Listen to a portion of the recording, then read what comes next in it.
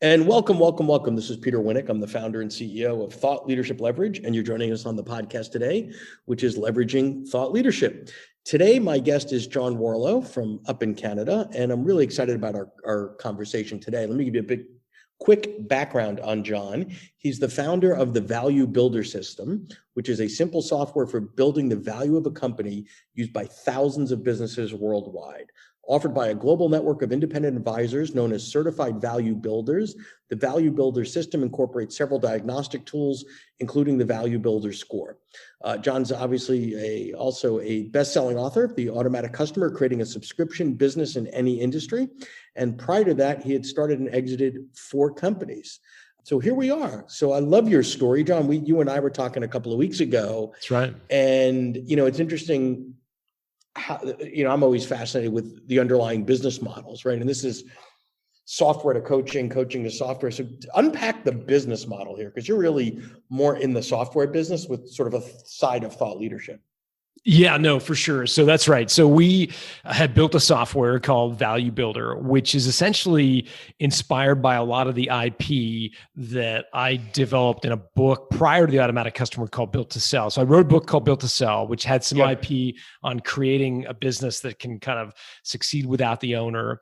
And then tried to codify that into software, which became Value Builder. And originally, Peter, I don't know if I've ever talked about this, but originally we tried to go direct to consumer. So we tried to go direct to business owners with.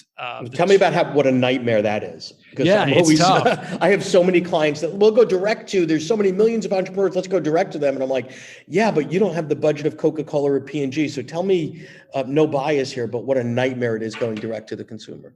Yeah, it's tough because it's very expensive. And to be honest with Peter, it's just not my wheelhouse. Like I grew up a business to business marketer, working large enterprise organizations. And so this concept of marketing to small business owners who are this sort of weird hybrid of in one way, they're a consumer.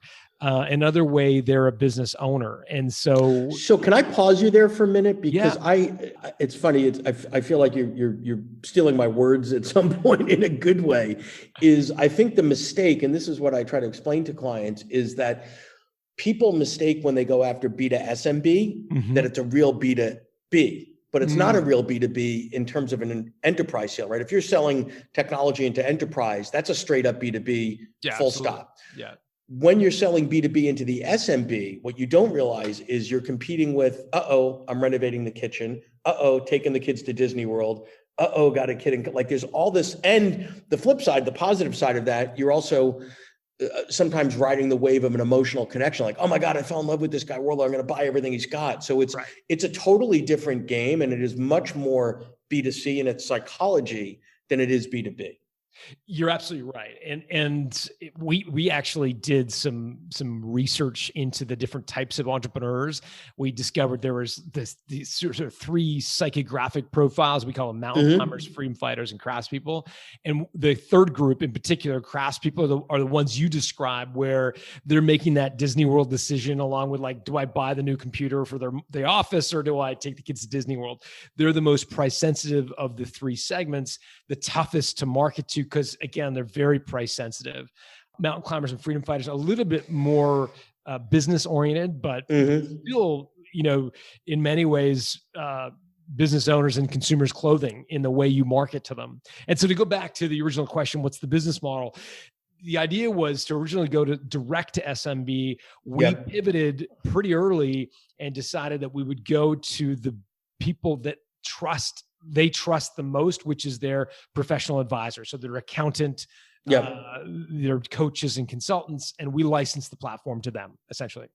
Got it. So I want to touch on something you said a bit earlier, where in order to, and I would say this is the highest level of difficulty, one of the things that a lot of folks have trouble doing is to codify their content. What I mean by that is, in its loosest form, you're starting to write an article, you're doing a blog, maybe you're doing some speaking, and it kind of changes every time you do it just a little bit, right? It's not perfect, but it's not the equivalent of, a flight plan checklist where a pilot, every time it's not that regimented. And the reality is that when you're moving into scalable, you can't do that until you codify the content down to sort of the Lego piece level. And obviously to do that for software really, really, really matters. But tell me about how difficult or easy it was for you to really codify that, because a lot of people get stuck there. Yeah. And I think the secret is to niche down. Just to your point, I speak to audiences of plumbers and Sure. electricians and all kinds of different business owners.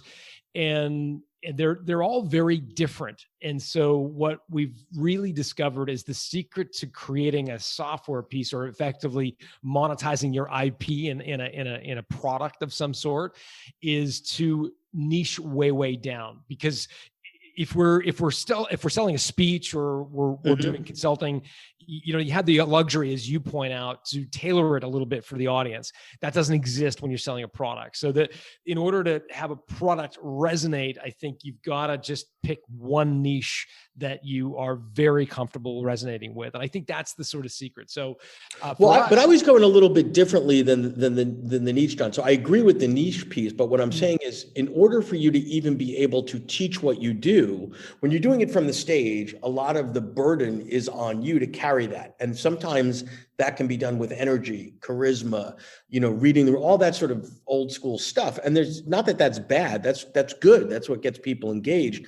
But in order for you to be able to transfer the knowledge, you need to be able to break it down and say, here are the 17 steps done in this way, right? And I always say to clients, one way to think about it is, if we said to you, all right, John, let's go in the kitchen and make a peanut butter and jelly sandwich, but you have to tell me all 87 steps involved. Your first reaction was you're out of your mind. And then we're like, oh, wait, I never thought that taking the knife out of the draw was one, locating the peanut butter, taking the cap off, there's a lot of steps that we don't think about sort of as the curse of the experts, breaking it down. But in order for others to benefit from that, you got to break it down. Yeah. And that's where I think some of the work that you do and others can be a tremendous benefit, because most entrepreneurs and sort of most speakers and people who have IP are somewhat unconsciously competent, right? Like, what you're doing, you've been doing it for 20 years, but try to explain it to somebody else. That's why, this, again, I'm preaching to the choir and talking to you about this, but it's why some of the best ski coaches are not the best racers, right? Like the guys who bomb down the hill 100 miles an hour, like it's been years since they've learned how to ski. And therefore it's very difficult to just go down the hill. It's very difficult for them to translate that knowledge to a new racer. And so some of the best teachers are not often the best practitioners. And so I think getting someone like you, someone who can be an unbiased person to interview them about their process and say, well, you're talking about applying peanut butter, but what you actually have to do first is take off the lid, right? Yeah. And that's unconscious competence that we wouldn't think about, but you've got to get someone to draw that out. And so I think working with a partner, I think is a big deal. If you're enjoying this episode of Leveraging Thought Leadership, please make sure to subscribe. If you'd like to help spread the word about our podcast, please leave us a review and share it with your friends. We're available on Apple Podcast and on all major listening apps, as well as at thoughtleadershipleverage.com/podcasts. Yep. So you've also got, as part of your model, which is really interesting to me, two pieces that blend together nicely. There's the coaching network, and I've seen many others over the years go down the coaching path, and the core problem there has been consistency in delivery, quality, blah blah blah, right? Because you have 100 coaches, by definition, you have 100 humans. They're all different. Sure. Some will be better than average, et cetera. But the consistent sort of piece for you is the software, which is obviously consistent. So tell me about sort of that blend between that when the end client, right, the business owner in Topeka or whatever is getting coached by a coach, there's coaching and there's technology. And how does that blend together to come up with the right outcome for the end user? Yeah. So in our case, we have a sort of 3-step formula. So the first step the business owner takes is watching a video series in the software itself. So the video is consistent. It's always the same, and it describes that step. The second step is a software tool that they've got to complete. So that's easy. It's always consistent. And then the third step is the meeting with the advisor. And that's where the glue happens, right? Where you apply what they learned from doing the tool to their business. And so the first two steps are relatively consistent. In fact, Sure. 100% consistent from one Yep. business owner to the next. Where you're getting into the application of the idea is where there is variability, right? So I'm not sure that we've nailed it. We underestimated when we first started, Peter, the importance of training the advisor network. Again, we were unconsciously competent, right? We said, like, these are the tools, you'll figure them out. It's easy. You're smart. Yeah, right. Yeah. And, we put them out there, and then we learned that coaches were not comfortable working with business owners because they just didn't have the training. And so we've really invested deeply in training our advisors. We now have this thing called Smart Start, which is like a 9-month program they go through to become really fluent talking about the tools. So we underestimated in training. And so one piece of advice I would give anyone who's going to like a distributed network, like a coaching network, is don't underestimate the time. Well, let me even back you up a step before training. I think the most important piece is the selection criteria, right? Because sometimes what I've seen in a coaching model is people that they've just fallen in love with the IP, but they can't sell if their life depends on it. And then there are others that are really, really good coaches, but are not the types to sort of lockstep in a system. Yeah. So look, we look for people that have credentials. So a CPA credential is a really good indicator of someone who's had the stick-to-itiveness to get that. We also charge a fair amount up front, and we do that for a number of reasons, but one of them is to ensure we're dealing with someone who's really serious. There's a lot of fly-by-night coaches, right? Everybody who gets fired from Procter & Gamble decides they're a business coach. And we don't want to work with those guys. We want to work with really, really high-quality coaches. And as blunt as an instrument as it is, simply charging up front kind of gets rid of all the riffraff. So I love that, because I am a firm believer that is right. So that, there's an old school model of, get them in cheap and then they'll step up and blah, blah, blah, blah, blah. But if someone's willing to put the money down, I mean, there's a reason that the real estate market in the States fell apart in 2008. There were no money down home. You had no skin in the game. So the asset goes down, you walk away and go, good luck, right? You put some skin in the game. Listen, everything takes more time than we think, and a little more effort than we think, and a little more energy. They're not walking away. They're going to crack the code there. And it's also a signal to you and your organization, hey, I'm serious. I'm putting my money where my mouth is, and bang, here's a check there. So that's right. And again, we get hundreds of business owners every week coming to valuebuilder.com to complete their score. We pass those leads on to our advisor community. The last thing we want to do is pass on leads to crappy advisors. And so we use charging up front for all the reasons you referenced, but also as a filtering tool to make sure that we're dealing with really successful advisors. Well, and you're putting your money where your mouth is from the standpoint of providing the leads, because many of the coaching models is, hey, here's the model. Good luck. God bless. Be well. Go out into the wilderness and find a client. And by the way, we're going to compete with you simultaneously. Yeah, right. That's the worst. Yeah. Yeah. So that's interesting. There was something else that you said I wanted to touch on. So when you're looking at coaches, right? So they're making an investment. It's a partnership. Yes. Sure. They're actually your client technically, et cetera, et cetera. But in its truest form, you do well when they do well. Yeah. Right. So what are the things that you've learned? What are the things that you're doing now that might be different than what you did 3 or 5 years ago in supporting them, just because you've learned from the marketplace, little bits and nuggets that you've added and continuous improvement, that sort of thing? Yeah, again, the biggest thing is training. We've broken out our training and totally revamped it. Now it has 3 components. The first is how do you integrate the platform into their practice. The second is how do you sell and market, and the third is how do you coach. So lots of investment in training.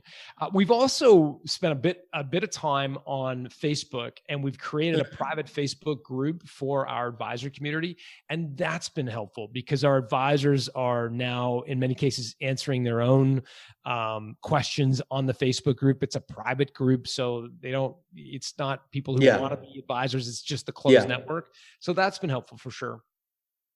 Interesting. You touched on earlier the path that the end user goes through. Like first they do the video first. So first they're exposed to consistency, then comes the human interaction. So one of the things that I think COVID taught us, and is continuing to teach us is it's not a binary world. Hybrid is where it's at, right? So it used to be, oh no, I have to be in, like think about the assumptions we had just a year ago. No. When I work with my clients, we have to be in the same room because the FaceTime's important and we have a meal and all this sort of stuff. But that technology to coaching is actually a hybrid model, right? Yeah. And that's right. Yeah. So what are the things that are different in your business and your coach's businesses today in a not post-COVID world quite yet, but clearly during COVID pivoted. If I hear pivot one more time, I might vomit, but a pivoted world. Yeah. Well, clearly all of our training, as well as all of the interactions our advisors have with their clients, is now being done virtually. Right. So it's, like the virtual world, the jury's out. I'd be curious to know your opinion on this one. I think at the end of COVID, we're all going to be zoomed out, right? Like there's going to be real backlash against Zoom. Having said that, when we reflect on how much more productive we've been, how much more business we've been able to do as a result of not wasting all the time at airports, I hope that we settle in on that small group training can continue to happen via Zoom. There's nothing that's ever going to replace getting a couple hundred people in a room and that vibe and that interaction and that networking. But when you're training 10 people on how to use something, I think that kind of interaction is probably going to fall to Zoom. It's going to continue to be Zoom even after the pandemic.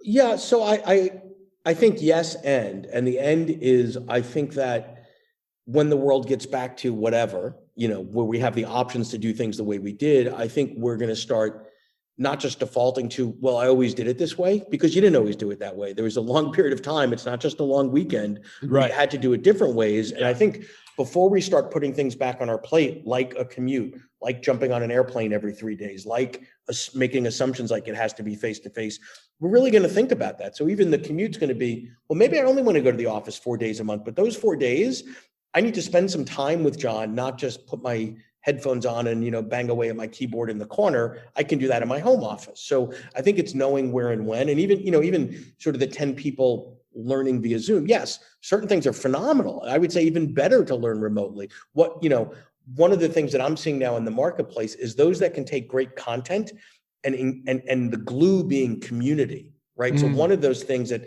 10 people in a room learning your methodology have a lot of things in common. They all just signed up for this. They're all excited about it. They're all probably have things that they can teach each other. Part of the value that you can help them connect is the community that's not just based on the content, having conversations with each other, learning from one another. And I think that sort of community piece is more and more important, because when the world does free up, listen, we're all going to want to take those trips and do those things, whatever. I think there'll be a spike and then there'll be an exhale. And then it's like, I don't want to go back to, being in a LaGuardia or Kennedy Airport 11 times a month. There's nothing fun about that. There's nothing fun about that whatsoever. So yeah, I tend to agree with you for sure. I think that's a good analysis. Interesting. So what's next? What's next for you, next for the business, next for the coaching universe? The next is probably the new book and how that is sort of dovetailing into the rest of the business. So I wrote this book, as you referenced, Built to Sell, which is about how do you create a business that can thrive without you. The Automatic Customer is about how do you accelerate the value in your company. And then we're thinking of this new book, The Art of Selling Your Business, as sort of the filling out the trifecta, right? The trilogy. It's really how do you harvest the value of a company. And so that's feeling like a nice little kind of, we talk about it as build, accelerate, and harvest. That's feeling like a tight sort of content package. So that's a big deal. And it's going to create, I think, some new opportunities for our advisors. And that's probably the next 12 to 18 months will be kind of more on the harvest side of building to sell. Got it. Well, this has been great. I appreciate your time, and I appreciate you sharing the story and the journey and the ups, the downs, the highs and the lows. But thank you so much for sharing your day with us today. Yeah, no problem. Thanks, Peter. To learn more about Thought Leadership Leverage, please visit our website at thoughtleadershipleverage.com. To reach me directly, feel free to email me at peter@thoughtleadershipleverage.com. And please subscribe to Leveraging Thought Leadership on iTunes or your favorite podcast app to get your weekly episode automatically.